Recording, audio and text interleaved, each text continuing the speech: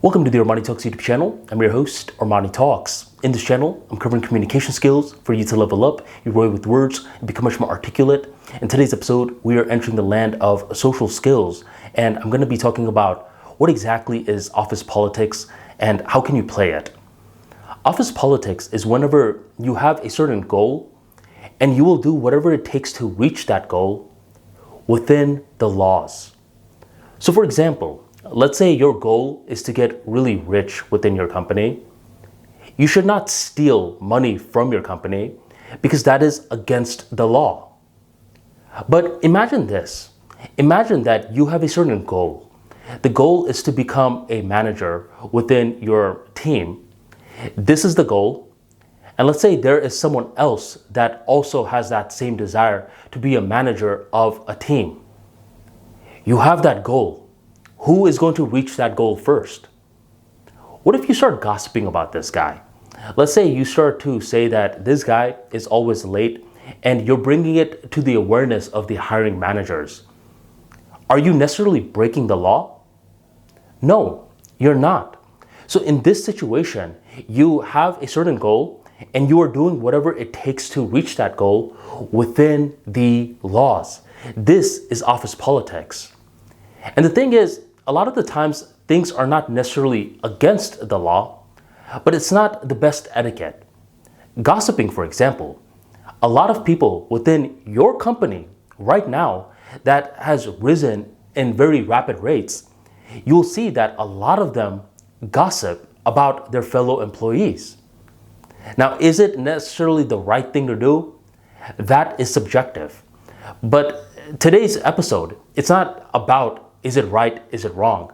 It's about having the most objective view of office politics that I can possibly think of, and it is a two-step framework. You have a certain goal, and you will do whatever it takes to reach that goal as long as it does not break any laws. Another example I will give you is that there was this one guy that I knew in my company who wanted to rise up, right? He wanted to get more promotions within his field, and his field dealt with him talking to a lot of mean customers. Now, most of his other teammates, whenever they would encounter a rude customer, they would fight back. They would argue with the rude customer. And the manager of this team was like, no, we serve the customer. You guys should not be arguing back with them. And this guy that was my friend, he was like, I am not going to argue back with them. All my coworkers, they're arguing back, but me, I'm going to be calm. I'm going to be professional. Heck, if they argue with me, I will say, okay, you can say whatever you want to me, but I'm not going to fight back with you. So this is what my friend was doing. He was pretty much being a punching bag. He was reaching the resolutions regardless with the mean customers. But in that process, he was being a punching bag and he was losing a lot of respect among his team. The other members in the team were like, dude, you have to quit being such a coward. You need to fight back. But my friend was like, nope, I am not going to fight back. And guess what? He was the guy that ended up getting promoted. So in his case, the way that he played office politics was he had a goal, which was to rise up, which was to get a promotion.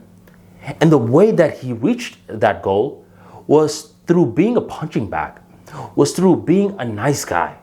Not a guy with a huge spine that would fight back, but by being gentle. He knew how to play the game.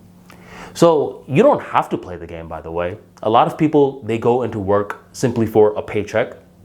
But other people, let's say they come back to this company and they say, I want something different this time. I want to rise within the ranks. These people, they have a different strategy. And no matter what it is, if they are not getting fired, they're operating with that two-step framework.